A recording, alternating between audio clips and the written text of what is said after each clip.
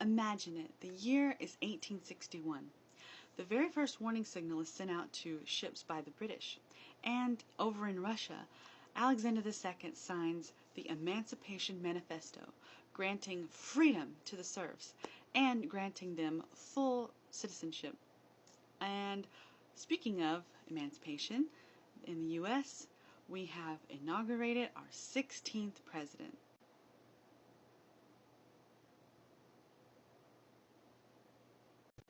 In every presidential election, every candidate believes and shares a message that they are the ones that's going to bring in an era of change. A lot of people believe presidents come and go, more or less the same, but every once in a while there is a president who actually does usher in a new era, and Abraham Lincoln is one of those. In his inaugural address, Lincoln did not mince words. He spoke directly to the South at some parts, and he wanted them to know, and everyone else to know, how he felt about the situation going on. And at this point, I'd like to read a quote directly from his inaugural address.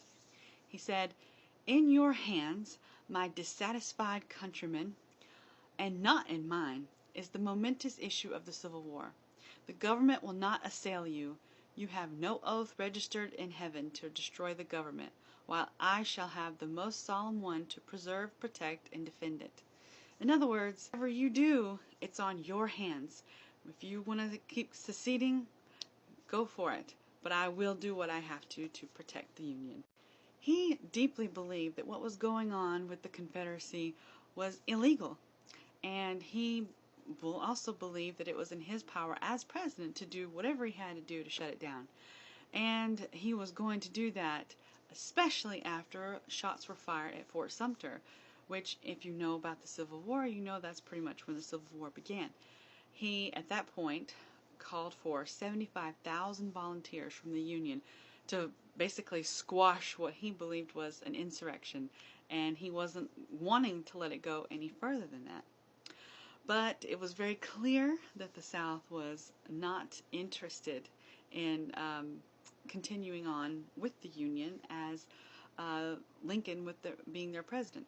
So he actually called on Robert E. Lee to lead the Union Army. It just so happens, though, that this was a very tough decision for Robert E. Lee.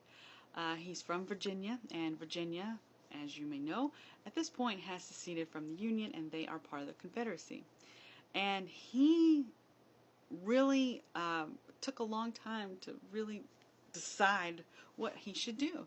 He didn't know if his loyalty was to the U.S. and to Lincoln, or to where he's from, Virginia, and with the Confederacy.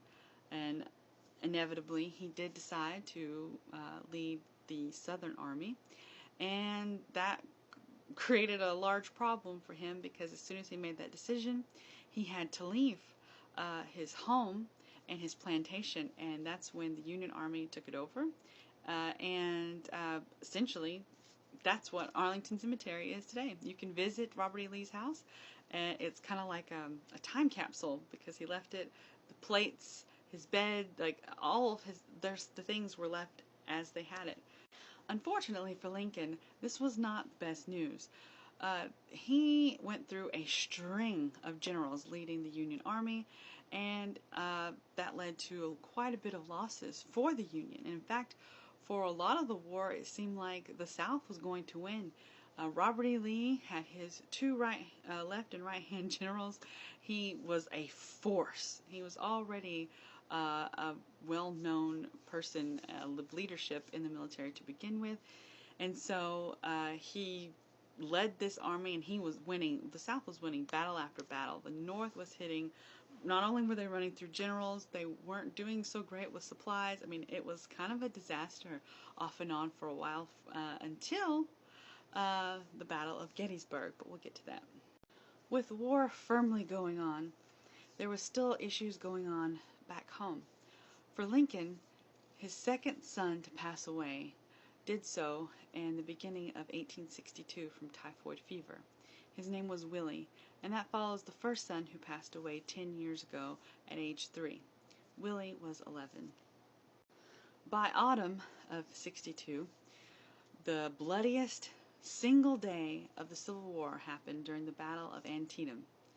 And around that same time, one of the most memorable moments from Lincoln's presidency as well as American history happened when he issued the Emancipation Proclamation.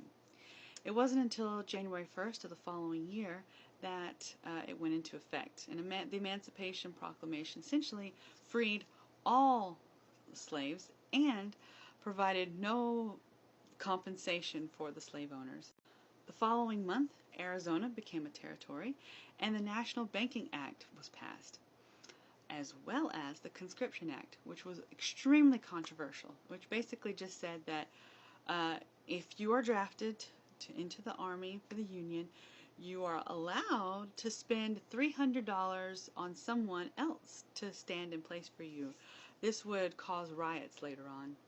By spring of '64, Idaho is officially a territory, and West Virginia becomes the 35th state.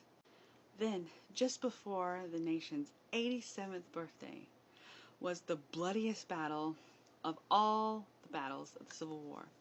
And it was the turning point in the Civil War as well. And that's during the Battle of Gettysburg.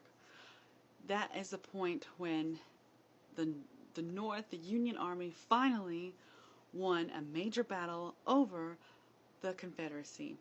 And it will never be the same again. In fact, Lee's army crosses over the Potomac back toward the south, and they'll never cross back north again.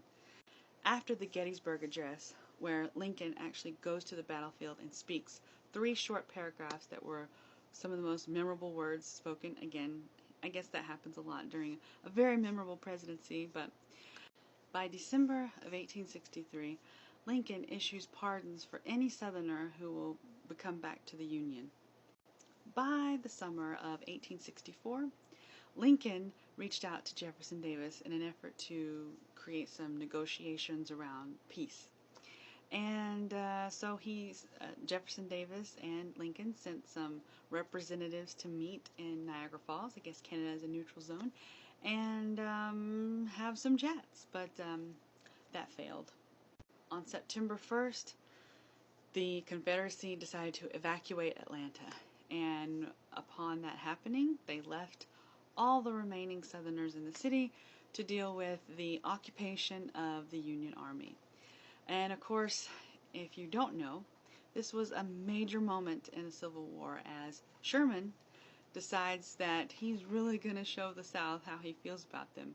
And he essentially burns my hometown of Atlanta to the ground. But he didn't stop there. He went from Atlanta and he marched to the sea, the infamous marching to the sea, burning whatever he wanted in his path. While that was going on, Nevada became a state, and for the first time in a long time, a president was re-elected. In one last attempt by the Confederacy to gain leverage, after a month and a half after the 13th Amendment freeing the slaves was approved, essentially the South gets 300,000 former slaves to join the Confederacy. But it wasn't enough. A few weeks later, on April 9th, Robert E. Lee surrendered to General Grant, effectively ending the Civil War. Contrary to Lincoln's first inaugural address, his second had a very different message, and I quote, "With malice toward none, with charity for all, with firmness in the right, as God gives us the right to see, let us strive to finish the work we are in, to bind up the nation's wounds." Essentially, he wanted to move forward from the Civil War and get back together as a nation. No more fighting, just togetherness. Unfortunately, all that goodwill wasn't to be. 5 days after the surrender, John Wilkes Booth came and ended President Lincoln in Ford's Theater. Stay tuned for the next president who wasn't so charitable.